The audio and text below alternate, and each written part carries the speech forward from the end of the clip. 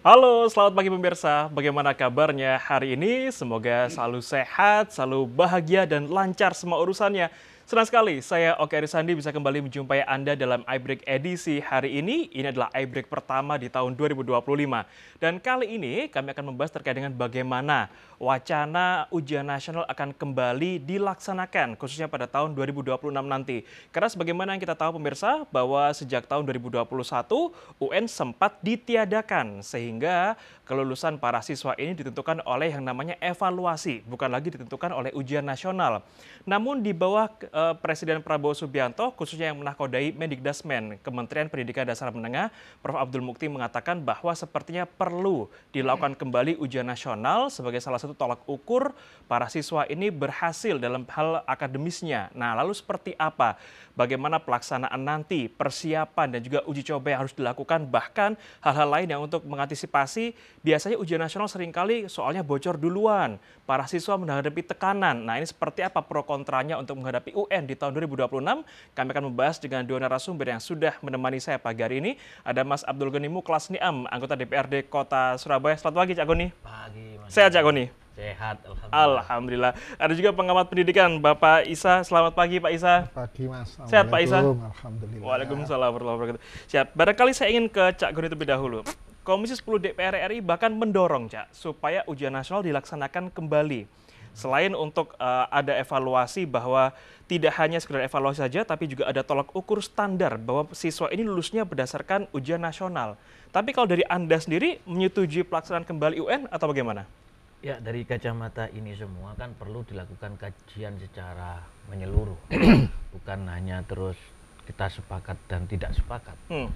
Nah, dari kacamata ini ada banyak disparitas antar satu wilayah itu kan juga sangat tinggi. Antar satu kota dengan kota yang lain, antar satu kabupaten dan kabupaten yang lain. Itu paling tidak menjadi catatan buat pemerintah yang nantinya bisa dirumuskan sebuah solusi seperti apa yang nanti dilakukan. Lah, terkait dengan UN ini, kalau semangatnya itu dalam rangka satu, evaluasi secara menyeluruh dan bisa meningkatkan minat belajar peserta didik, ya menurut kami ya sah-sah saja, karena saya ini kan juga produk UN.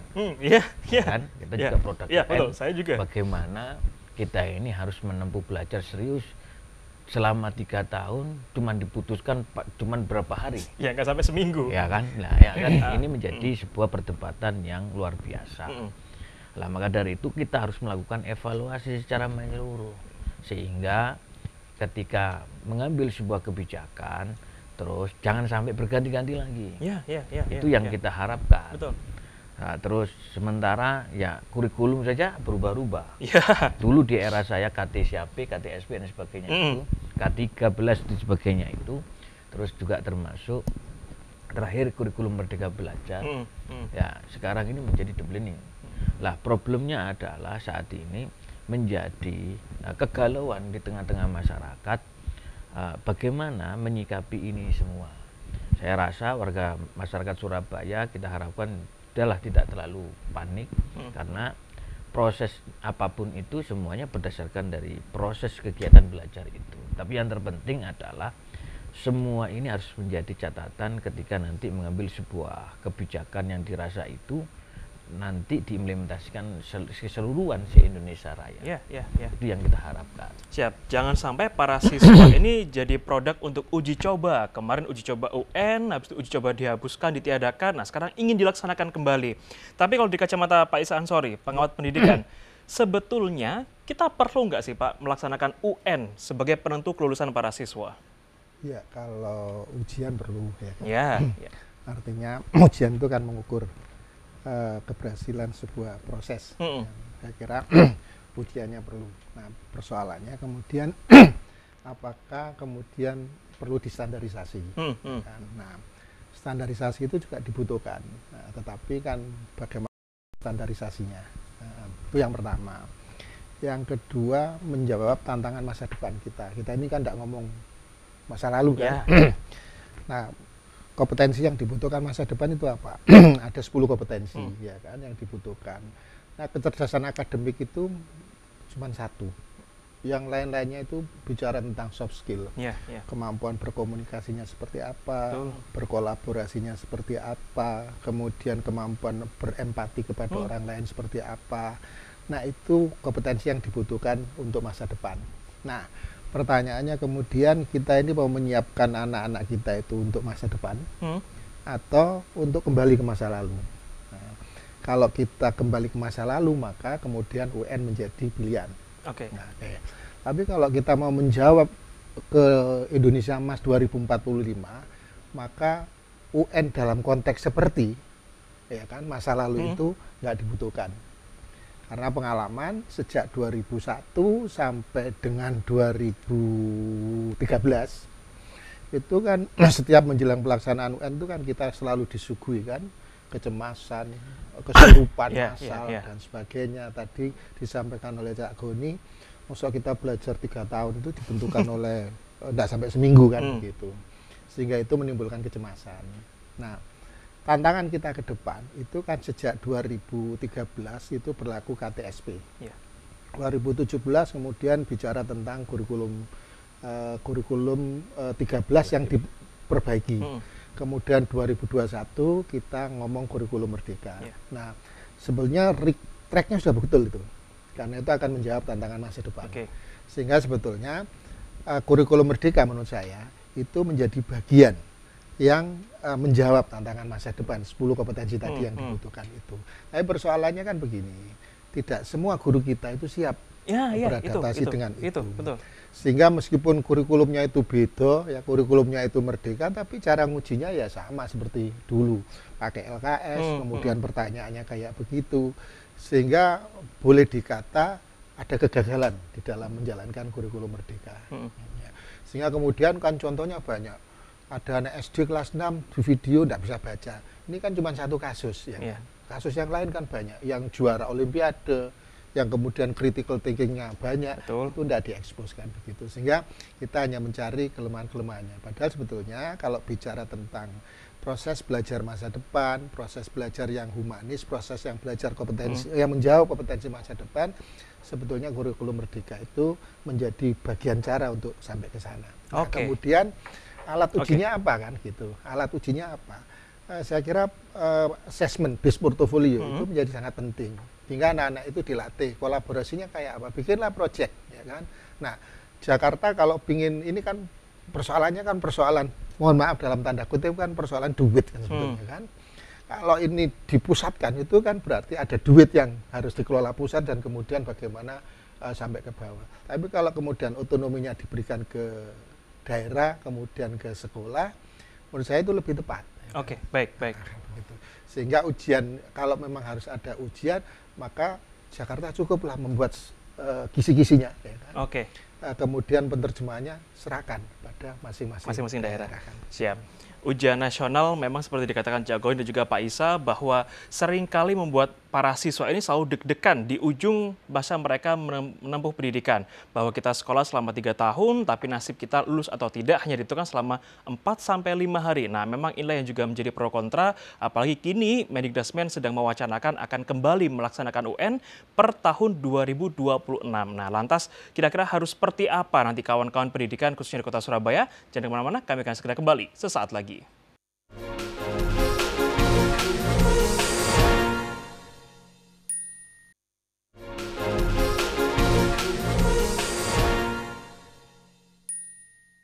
Terima kasih pemirsa, Anda masih bersama kami di iBreak. Kalau sekilas tadi hasil pembicaraan kami bersama dengan Cak Goni dan juga Pak Isa, memang serasa-rasanya kurikulum saat ini, kurikulum Merdeka Belajar ini sudah tepat untuk bagaimana menyiapkan para siswa atau generasi-generasi saat ini untuk menyongsong generasi emas di tahun 2045. Artinya tidak hanya segi akademis, tapi soft skill juga perlu diasah. Apalagi hal ini juga menjadi penting ketika mereka nanti terjun di dunia kerja.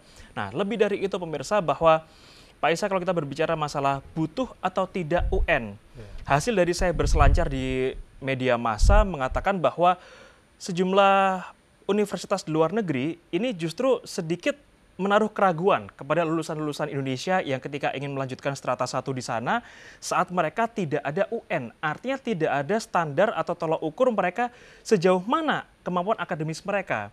Apa yang akhirnya menjadi pertimbangan mereka lulus dalam hal ujian nasional, karena di tahun 2021 sampai sekarang ini tidak ada UN. Nah, mereka sempat ragu untuk menerima.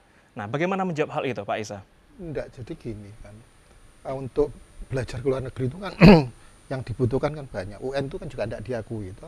Artinya begini, yang dibutuhkan kemampuan TOEFL-nya bagaimana, ya kan, lalu kemampuan-kemampuan yang soft skill-nya seperti apa, gitu kan. Dan produk kita di 2017 sampai dengan 2023 yang kemarin itu kan juga tidak kalah kan, lulusan-lulusan terbaik anak-anak kita yang belajar di luar negeri juga lulusannya juga lulusan terbaik kan. Bahkan katanya Mas Goni, wakil presiden kita kan juga lulusan dari luar negeri kan, dari Singapura kan begitu. Artinya kan tidak dilihat kemampuan matematikanya, tidak dilihat kemampuan PKN-nya atau kemampuan yang lain-lainnya, tapi kemampuan TOEFL-nya seperti apa. Nah, balik pada kemudian seperti apa sih sebetulnya yang dibutuhkan ke depan itu. Saya lagi-lagi ingin mengatakan bahwa proses belajar kita itu mesti harus humanis. Memperlakukan siswa itu berdasarkan kompetensi yang dia miliki. Jadi karena harus menjadi subjek anak-anak itu, bukan menjadi objek dari sekolahan, pemerintah ataupun gurunya kan begitu. Sekarang ini kan anak-anak menjadi objek jadi gurunya. Misalnya gini, tidak sama dengan yang diharapkan gurunya, maka dia mendapat catatan, ya kan? Catatannya pasti kalau tidak sama dengan gurunya, catatannya jelek, ya kan? Dan jelek itu konsekuensinya adalah tidak naik kelas, ya kan? Dan bayangkan kalau dia tidak naik kelas, ya kan? Tahun yang lalu itu ada 13 anak di sebuah SMA negeri di Surabaya, itu tidak dinaikkan, ya kan? Tidak dinaikkan. Loh, kenapa anak-anak dinaikkan? Katanya anak-anak itu kalau di sekolahan tidur. Loh, memang dia tidur. Kenapa? Karena malam dia jaga angkringan, kerja keluarga miskin kan begitu. Bayangkan kalau dari keluarga miskin ukurannya adalah KKM, ya, nilainya harus sesuai dengan KKM. KKM matematika itu sekitar 8 ya kan. Kemudian bahasa Inggris bisa 8 lebih. Anak-anak ini tidak pernah masuk bimbingan belajar. Kalau malam itu belajar jaga angkringan, pagi itu sekolah, ya pokoknya bisa sekolah dia kan begitu. Nah, kalau dia diukur seperti itu nggak akan pernah naik. Coba bayangkan bagaimana beban anak itu dan kemudian beban orang tuanya bertambah lagi toh. Sehingga menurut saya proses belajar kita mesti harus lebih berempati kepada anak didik itu. Siap. Empati kepada anak didik juga menjadi satu hal yang penting. Tapi yang nggak kalah penting juga, Cak Goni, gonta-ganti kurikulum, gonta-ganti kebijakan pendidikan ini barangkali dalam tanda kutip yang menjadi korban tidak hanya para siswa tapi juga para guru, tenaga pendidik. Bahkan saat ini kalau boleh kita bilang, para guru ini hidup di garis yang masih cukup jauh dari kata kesejahteraan. Mereka harus membuat berbagai macam modul yang setiap tahunnya berganti atau setiap kepemimpinan presiden mereka berganti. Nah, ini bagaimana? Artinya, apakah memang harus begini terus, Cak Goni, setiap ganti pemerintahan? Ya, kita berharap tidak seperti itu loh. Intinya hal yang baik itu kan harus diteruskan. Dalam artian apa? Ya, kita berharap dalam rangka membangun bangsa ini kan tidak serta-merta disematkan kepada pemerintah saja. Maka dari itu perguruan tinggi pun juga ikut harus terlibat untuk mengkaji, melakukan riset temuan-temuan ini sehingga sebuah kebijakan itu bisa lebih sempurna lagi. Sehingga ketika sudah sempurna itu paling tidak bisa dipatenkan. Jangan terus kebijakan itu asal Bapak senang kan repot. Ini kan menjadi sebuah hal yang nantinya akan menjadi masalah bermunculan lagi. Contoh di Surabaya, kita bisa melihat, kita tadi sudah diutarakan sama Mas Isa, kebijakan pemerintah kota dalam artian kan ada kuota 5% untuk jalur afirmasi. Jenengan bisa membayangkan ketika untuk masuk negeri itu harus melakukan tes dan sebagainya. Sementara anak-anak yang memiliki orang tua yang kemampuan ekonominya lebih, mereka bisa meleskan peserta anaknya ke tempat les yang luar biasa sehingga kemampuan terasa. Sementara mereka yang miskin ini mungkin kalau seandainya itu kan beli buku saja mungkin tidak ada, ambil lungsuran di kakak kelas sebelumnya dan sebagainya itu. Lah, menurut kita ya kebijakan itu siokianya tadi dari kacamata itu semua. Tujuan pendidikan itu kan kita ngomong ya harus memanusiakan manusia. Sehingga apa yang digapai tujuan ini ya ayo kita kaji secara bareng-bareng. Yang dimana kita berharap target tujuan Indonesia Emas itu benar-benar bisa tergapai betul. Nah, kalau seperti ini SDM pendidiknya itu tidak digarap, terus infrastrukturnya pun juga tidak digarap. Makanya saya kemarin ngomong kepada teman-teman dinas pendidikan untuk dipetakan betul, ada peta jalan dan lain sebagainya. Ingat loh, undang-undang pendidikan itu tidak pernah berubah, cuman petanya kan selalu berubah-ubah itu. Yang sampai tujuannya tidak pernah berubah. Lah maka dari itu, karena apa? Kita tahu setiap wilayah ini berbeda-beda.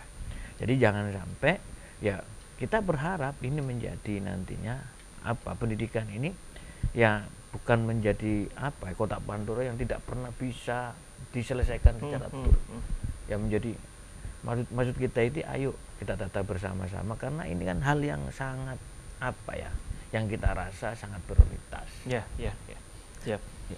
Dari dunia pendidikan kita mencatat bahwa di Indonesia sudah berganti 11 kurikulum, 10 diantaranya adalah produk UN dan 1 diantaranya adalah UN ditiadakan. Nah, namun kini Mendikdasmen Abdul Muti berusaha memberikan lemparan isu kepada masyarakat bahwa di tahun 2026 nanti rasa-rasanya UN akan dilaksanakan. Nah, manakala memang ini betul terjadi, kira-kira apa nanti yang harus dipersiapkan oleh para guru, bahkan juga para siswa yang nanti harus menjalani UN ketika memang betul 2026 akan dilaksanakan?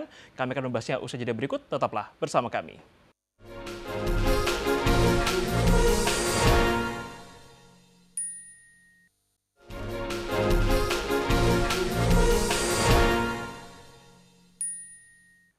Terima kasih pemirsa, Anda masih setia bersama kami di iBreak. Di segmen terakhir saya ingin kembali langsung ke Pak Isa. Pak Isa, kalau memang manakala ujian nasional di tahun 2026 nanti betul-betul akan kembali dilaksanakan, harus seperti apa, Pak? Apakah kita berbicara bukan seperti masa lalu, tapi formatnya, apakah masih harus dengan format sebelum-sebelumnya atau harus ada format baru? Iya, jadi kita ini kan sudah sepakat kan bahwa 2045 itu puncak Indonesia Emas ya kan. Nah, di dalam mencapai Indonesia Emas itu kan ada proyeksi tahunan kan begitu. Kalau kita bicara 5 tahunan berarti 2030. 2030 itu anak-anak disiapkan seperti apa. Nah, balik lagi kebutuhan pada proyeksi 2030 itu apa sih yang dibutuhkan keterampilan anak-anak itu? Apakah matematikanya harus bagus, IPA-nya harus bagus, lalu bahasa Inggrisnya harus bagus, semuanya harus bagus. Kalau semuanya harus bagus, maka pendidikan kita itu diskriminatif. Karena kelompok menengah ke bawah yang tadi itu tidak mungkin, ya kan? Sebetulnya kemarin itu dengan jalur zonasi ada afirmasi, itu kan bagian dari memotong mata rantai kemiskinan. Anak-anak yang selama ini hanya lewat sekolah-sekolah yang dianggap favorit, sekarang punya kesempatan dia belajar di sana. Bahwa kemudian dia belajar di sana dianggap bermasalah, sebetulnya bukan anak-anak yang harus beradaptasi dengan situasi yang ada, tetapi harus gurunya beradaptasi. Karena inputnya kayak begitu, kalau standar saya tetap, maka anak ini akan jadi korban. Betul. Sehingga kemampuan guru, kemampuan sekolah beradaptasi itu dipertanyakan. Nah, lalu yang ingin saya sampaikan juga, Pak Menteri itu ketika pertama kali dilantik, beliau kan melemparkan apa yang disebut dengan deep learning, ya kan? Bahwa nanti ke depan kita akan ajak guru-guru kita latih untuk deep learning, ya kan? Dalam proses deep learning ada 3 pendekatan, meaningful learning, kemudian mindful learning, dan kemudian ada joyful learning. Nah, belajar itu piye caranya kemudian punya arti, kemudian anak-anak seneng, ya kan, dan anak tahu kenapa dia harus belajar itu. Nah, dalam konteks itu kan sebetulnya tidak perlu ujian nasional, ya kan, tapi bagaimana kompetensi-kompetensi itu ditajamkan melalui ujian-ujian, misalnya anak-anak berkolaborasinya seperti apa. Kalau misalkan begini, dalam satu kelas itu kan tidak semua anak-anak itu kan kelas atas ya kan, pandai ya, secara akademis di atas. Ada yang tengah, ada yang di bawah. Nah, kira-kira yang di atas itu yang pinter itu bisa tidak berempati dengan teman-temannya yang di bawah itu. Nah, itu keterampilan yang kita butuhkan ke depan, ya kan. Sehingga sebetulnya anak-anak ini kan kita siapkan untuk jadi pemimpin, ya kan. Kalau dia jadi pemimpin, dia harus tahu bahwa yang dia pimpin itu tidak semuanya sama dengan dia. Ada yang kelompok menengah, ada yang kelompok bawah. Nah, ke depan kita butuh anak-anak yang mampu berempati dengan lingkungannya dan kemudian bisa bersama-sama. Dalam bahasanya Mas Goni itu semangat gotong royong, ya kan, begitu. Itu. Nah, ke depan kita butuh itu. Sehingga kalau kemudian harus ada ujian, maka ujiannya adalah based on portfolio lewat project, ya kan. Dibuatlah misalkan project, ayo kita bikin project bagaimana misalkan ada panti jompo misalkan, ya kan. Nah, kalau kita mau melakukan proyek di panti jompo, proyeknya apa ya kira-kira? Anak-anak suruh mikir di sana. Kemudian kebutuhannya biayanya seperti apa? Bagaimana mendapatkan biayanya seperti apa? Anak-anak perlu kita latih seperti itu. Oke, siap. Terakhir, Cak Goni, terlepas dari bagaimana ini nanti akhirnya apakah betul-betul akan dilaksanakan atau tidak, tapi pun ketika akhirnya UN dilaksanakan, Mendikbudrismen mengatakan bahwa nanti akan ada uji coba, akan ada pendalaman lebih lanjut terkait dengan bagaimana dampak negatif positifnya. Tapi terlepas dari itu pasti akan menimbulkan polemik di warga Kota Surabaya, khususnya para wali murid. Nah, ini bagaimana kawan-kawan Dewan bisa meredam hal itu, Cak Goni? Ya, tempo hari yang lalu perihal persoalan kurikulum aja ya juga rame. Ya kan, tapi kita ini berpikir positif untuk terus mensosialisasikan bahwasanya niatan baik pemerintah ini kita sambut juga dengan baik juga. Yang kita juga berikan catatan-catatan untuk kebijakan ini bisa lebih sempurna lagi. Sementara kami di Komisi D yang membidangi mitra kerjanya teman-teman pendidikan, nah kita berharap untuk melakukan terus pembenahan dan pemerataan lembaga pendidikan baik yang di bawah naungan Dignas, Depak maupun dan sebagainya, sehingga apa? Ya kita harapkan outputnya bisa lebih serentak, sehingga tidak ada kata lagi kita selalu ada keteringan dan sebagainya. Jangan sampai kita bisa melihat contoh hal yang sederhana saja, bagaimana kita bisa menekan yang disematkan kota Surabaya sebagai kota layak anak, bukan hanya nasional, dan juga internasional. Sementara kasus-kasus kekerasan anak di sini pun juga tumbuh kembang, ya kan? Lah maka dari itu kita berharap paling tidak membangun kota ini yang tadi kita semangat bersama ya harus bergotong royong. Lah dalam kacamata yang begitu luas tadi, se-Indonesia Raya itu pun juga harus dilihat secara objektif. Ya harus berani lantang untuk menyampaikan sebuah kebijakan-kebijakan yang mungkin dirasa tidak populis itu ya, dan madorotnya mungkin lebih banyak, ya harus coba teman-teman yang baik dari kacamata akademisi, praktisi dan sebagainya harus bisa diejawantahkan dengan baik sehingga nantinya bisa menghasilkan sebuah keputusan yang dirasa sungguh sangat kita nantikan pemerintahan yang baru ini seperti apa. Ya, menyambut generasi Indonesia Emas 2045, saya sepakat dengan Cak Goni, Pak Isa, bahwa kita tidak hanya berbicara masalah hasilnya berupa hard skill saja, tapi juga soft skill. Karena seperti kita tahu bahwa di Surabaya pun beberapa waktu lalu juga sempat ada pemberitaan di mana anak-anak remaja yang notabene masih para siswa, mereka juga berusaha tampil seperti geng-geng motor dengan membawa senjata tajam, bahkan dengan sadar mendokumentasikan dan mengunggahnya di media sosial. Nah, ini satu bentuk yang sangat disayangkan sebagai kota Surabaya, kota layak anak, sehingga rasa-rasanya memang pendidikan saat ini tidak hanya mengedepankan masalah akademis, tapi lebih dari itu non-akademis, soft skill, sifat gotong royong, merangkul dan sebagainya juga harus menjadi salah satu tolak ukur di mana para siswa harus bisa lulus di masing-masing jenjangnya nanti. Terima kasih Cak Goni, terima kasih Pak Isa sudah bergabung bersama kami di iBreak edisi hari ini. Dan pemirsa, saya Oke Arisandi juga mengucapkan terima kasih atas kebersamaan Anda. Mari bersama-sama kita sebarkan semangat cinta damai. Selamat pagi, sampai jumpa.